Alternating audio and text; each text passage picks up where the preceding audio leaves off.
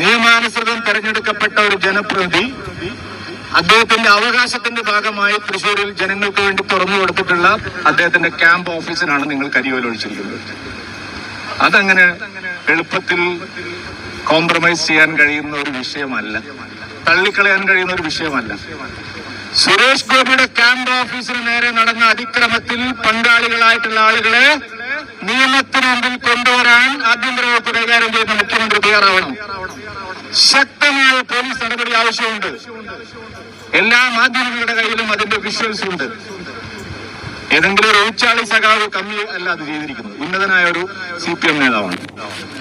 അദ്ദേഹത്തിനെതിരെ നിലവിലുള്ള ഇന്ത്യൻ ശിക്ഷാ നിയമം അനുസരിച്ചുള്ള ശക്തമായ നിയമ നടപടിയെടുത്ത് മുന്നോട്ട് പോവാൻ മുഖ്യമന്ത്രി ശ്രീ പിണറായി വിജയൻ തയ്യാറായില്ലെങ്കിൽ ഈ ചുണക്കുട്ടികൾ ഇവിടെ മാത്രമല്ല, ക്ലിഫ് ഹൗസിൽ കയറി കരിയോയിൽ അടിക്കാനും ഞങ്ങൾ കഴിയുമെന്ന് ഓർമ്മിപ്പിക്കാൻ ഞാൻ തയ്യാറാണ്. മുഖ്യമന്ത്രിയുടെ ഓഫീസിലും ഇത് ഉത്തരവാദിത്ത ബോധമില്ലാതെ ഒരാൾ സംസാരിക്കുന്നതല്ല. മുഖ്യമന്ത്രിയുടെ ഓഫീസിലും സംസ്ഥാനത്തെ എല്ലാ മന്ത്രിമാരുടെ ഓഫീസിലും ഇവിടുന്ന് തെരഞ്ഞെടുക്കപ്പെട്ട എല്ലാ MLA-മാരുടെ ഓഫീസിലും MP-മാരുടെ ഓഫീസിലും ഇതിന് പകരം നിങ്ങൾ കരിയോയിലല്ല അതിനപ്പുറം അടിക്കേണ്ടത് അടിക്കുമെന്നുള്ള കാര്യത്തിൽ സംശയമില്ല. സുരേഷ് ഗോപിക്കെതിരെ നിങ്ങളിപ്പോ കുറെ കാര്യങ്ങൾ പറയുന്നുണ്ടല്ലോ. എടോ അലവലാദികളെ, UDF LDF നേതാക്കളെ, തെരഞ്ഞെടുപ്പ് കമ്മീഷന്റെ ചട്ടം അനുസരിച്ചാണ് ഞങ്ങൾ വോട്ട് ചേർത്തിരിക്കുന്നത്. എവിടെ വേണമെങ്കിൽ വോട്ട് ചേർക്കാം. 6 മാസം ആ സ്ഥലത്ത് താമസിക്കുന്നു എന്നുള്ള കടലാസ് കയ്യിലുണ്ടെങ്കിൽ ജമ്മു കാശ്മീരിലടക്കം പോയിട്ട് വോട്ട് ചേർക്കാം.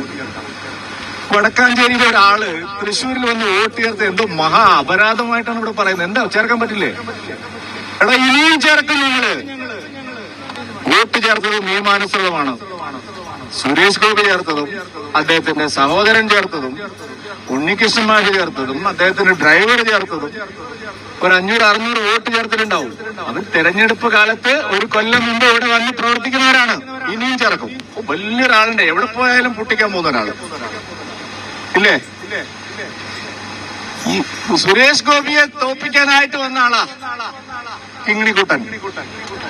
എന്തായി? തോറ്റ് തുന്നമ്പാടി. ഞാൻ ചലഞ്ച് ചെയ്യുന്നു, വരൂ വട്ടിയൂർക്കാവിലേക്ക്. ഇപ്പൊ എല്ലാരും പറയുന്നുണ്ടല്ലോ, ഇല്ലെങ്കിൽ നിയമത്തേക്ക് ഒരിക്കൽ കൂടി വാ.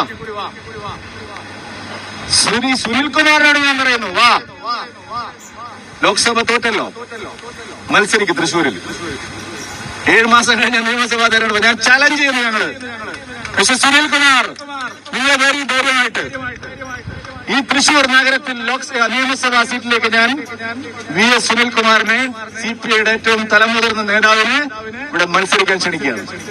ഞങ്ങൾ ചിലപ്പോ ശോഭയെ നിർത്തും, ചിലപ്പോ അനീഷിനെ നിർത്തും, ചിലപ്പോ ഗോപാലകൃഷ്ണനെ നിർത്തും, ആരാണെങ്കിലും നിർത്തും. ഞങ്ങൾ ഏത് സാധാരണ BJP പ്രവർത്തകൻ മത്സരിച്ചാലും തൃശ്ശൂർ നിയമസഭാ തെരഞ്ഞെടുപ്പിൽ ഞങ്ങൾ സുനിൽകുമാറിനെ വെല്ലുവിളിക്കും. ഞാൻ നിങ്ങളോട് ഒരിക്കൽ കൂടി പറയാണ്, സുരേഷ് ഗോപിക്കെതിരെ നിങ്ങൾ എന്തെല്ലാം ഉമ്മാക്കി കാണിച്ചിട്ടുണ്ടോ എല്ലാം പൊളിഞ്ഞു പാളീസായി പോയി. പൂരം ശരിക്കും നിങ്ങൾ കാണാൻ പോകുന്നേ ഉള്ളൂ. 2029-ലും സുരേഷ് ഗോപി, 2034-ലും സുരേഷ് ഗോപി. ഞാൻ നേരത്തെ പറഞ്ഞു.